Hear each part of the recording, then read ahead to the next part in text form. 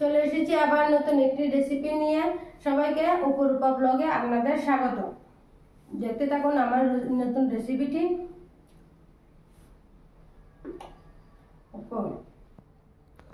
দেখুন, গাছ থেকে পেরে কারকল নিয়ে এসেছি। কারকল দিয়ে নতুন একটি রেসিপি বানাবো, খুব দারুণ টেস্টি রেসিপি। সবাই আমার চ্যানেল সাবস্ক্রাইব করে পাশে থাকুন। সাবস্ক্রাইব করলে সবার আগে আপনার কাছে আমার রেসিপিটি চলে যাবে। সাবস্ক্রাইব করলে সবার আগে আপনার কাছে পৌঁছে যাবে। দেখতে থাকুন, গাছ থেকে পেরে নিয়ে এসেছি বড় বড় কাঁকরোল। এখন কাঁকরোলগুলো কেটে নেব। দেখুন কত বড় গাছ থেকে পেরে নিয়ে এলাম। আর আপনারা বুঝতেই পারছেন আমি কি রেসিপি তৈরি করব। এইভাবে আগে কাঁকরোলের দাঁতগুলো ফেলে দেব। দেখুন কাঁকরোলগুলো আমি এইভাবে কাঁকরোলের দাঁত ফেলে দিয়েছি। এখন সবগুলো কাঁকরোল এভাবে আমি দু টুকরো করে নেব। দেখুন কত সুন্দর, একবার কুচি কুচি গাছের তাজা তাজা কাঁকরোল। দেখুন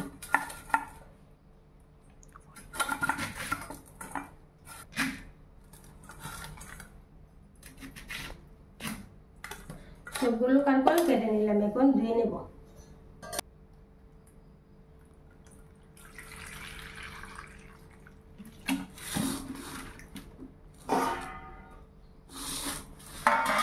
আমি আগে থেকে গাছ থেকে পাড়ার পরে ধুয়ে নিয়েছিলাম। এখন আবার ধুয়ে নিচ্ছি কাটার পরে। খুব সহজে, খুবই সহজে, খুব অল্প সময়ে এই রেসিপিটি তৈরি হয়ে যায়। আর খেতেও দুর্দান্ত টেস্টি। দেখুন কত সুন্দর করে কেটে নিয়েছি। দেখুন কাঁকরোলগুলো একটু সিদ্ধ করার জন্য বসিয়ে দিয়েছি। এদিকে কাঁকরোলের পুরগুলো রেডি করার জন্য দুটো পেঁয়াজ নিয়েছি কাঁচা লঙ্কা। এখন এগুলো কুচি কুচি করে কেটে নেব।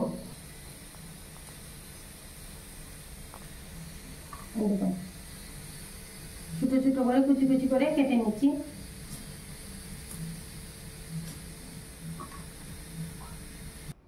দেখুন পেঁয়াজ দুটো কেটে নিয়েছি। আর 3 কোয়া 4 কোয়া রসুন নিয়েছি। আর দিয়ে মরিচগুলো কুচি কুচি করে নিয়েছি। এখন পেঁয়াজগুলো কুচি কুচি করে নেব।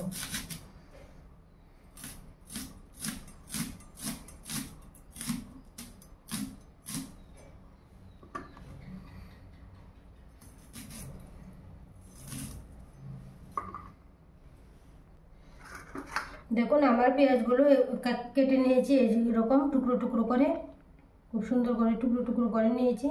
এদিকে আধা ঘন্টা আগে ছাল ভিজিয়ে নিয়েছিলাম। আর বাদামগুলো ভেজে নিয়েছি, পরিষ্কার সুন্দর করে ভেজে নিয়েছি। এখন কাঁকরোলগুলো, দেখুন কাঁকরোলগুলো একটু হালকা সিদ্ধ করে নিয়েছি। এখন ঠান্ডা হতে একটু সাইডে রেখে দেব।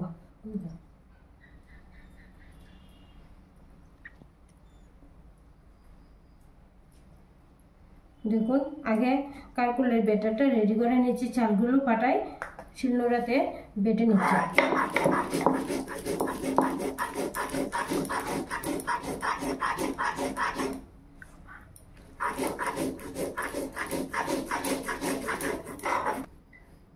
দেখুন চালগুলো খুব সুন্দর করে বেটে নিয়েছি। এখন বাটিতে রেখে দিচ্ছি।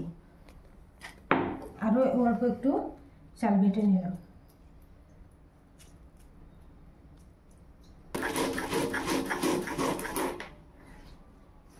আমার পাটাটা শিলনোড়াটা খুব সুন্দর, ছোটো, বাটতে খুবই ভালো লাগে।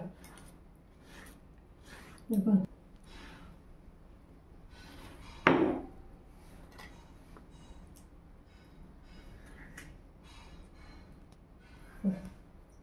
দিয়ে দিলাম লবণ সামান্য,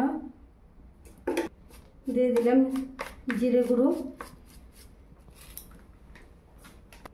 দিয়ে দিলাম ধনে গুঁড়ো, দিলাম হলুদ গুঁড়ো, দিলাম মরিচের গুঁড়ো।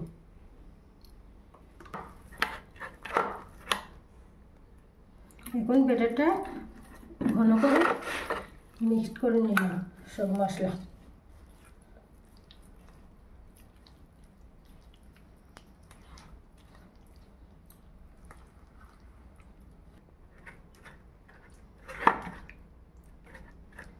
দেখুন ঘন করে ব্যাটারটা তৈরি করে নিয়েছি।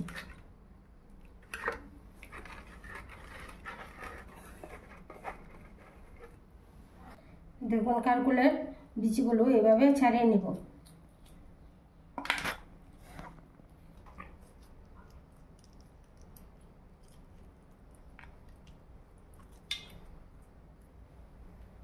শেষ, সবগুলো কারকল বিচি বার করে নিয়েছি। দেখুন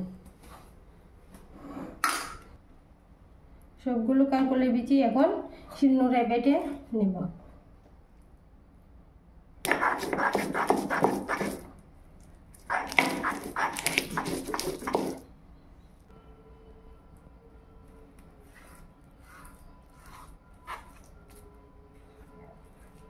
কারকলের বিচিগুলো মিহি করে বেটে নিয়েছি।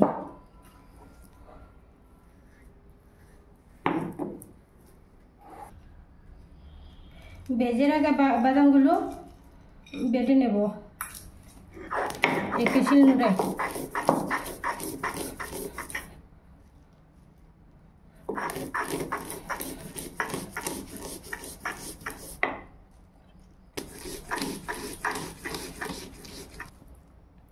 বাদামগুলো বেটে নিলাম। খুব মিহি করে বাটতে হবে তা নয়, একটু দানা দানা থাকলেও হবে। আমি দেখুন সুন্দর করে বেটে নিয়েছি।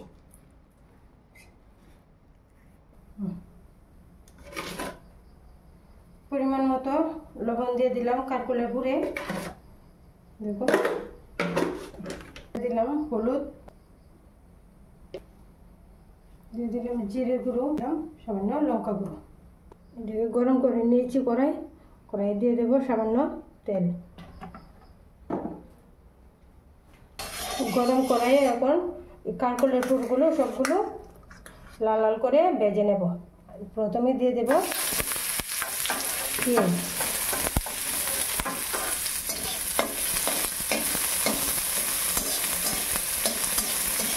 ভাজা হয়ে গেছে। এখন দিয়ে দেব কারকলের পুরে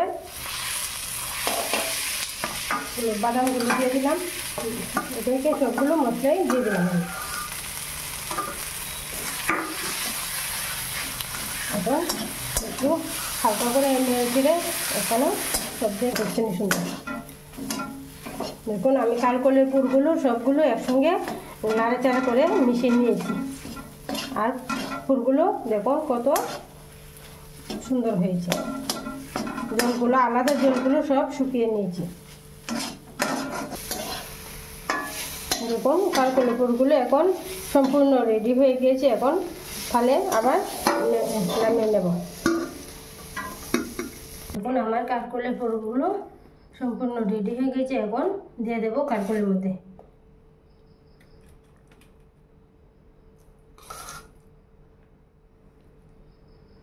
সবগুলো কারকল এভাবে ভর্তি করে নেব।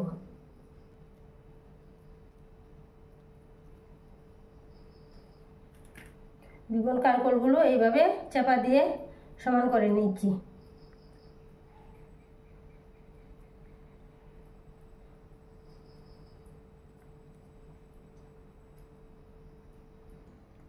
দেখুন সুন্দর করে কারকলগুলো পুর করে নিয়েছি।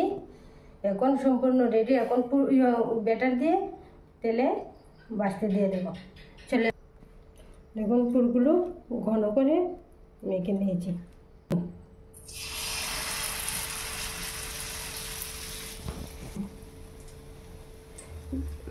দেখুন ব্যাটারগুলো লাগিয়ে তেলে দিয়ে দিচ্ছি এক এক করে সবগুলো।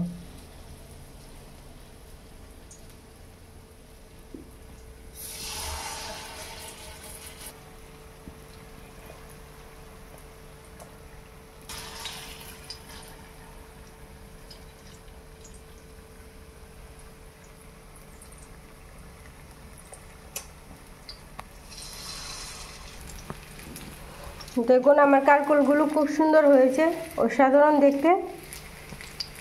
কার কার এই রেসিপিটি ভালো লেগেছে সবাই কমেন্টে জানান। লাইক দিয়ে সাবস্ক্রাইব করে আমার পাশে থাকুন।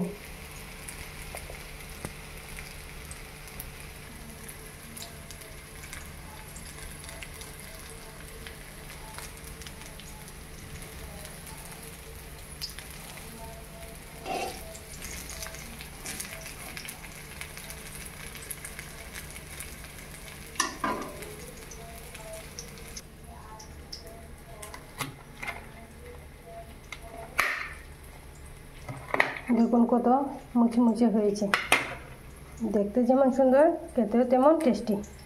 চলে আসুন সবাই আমাদের বাড়িতে।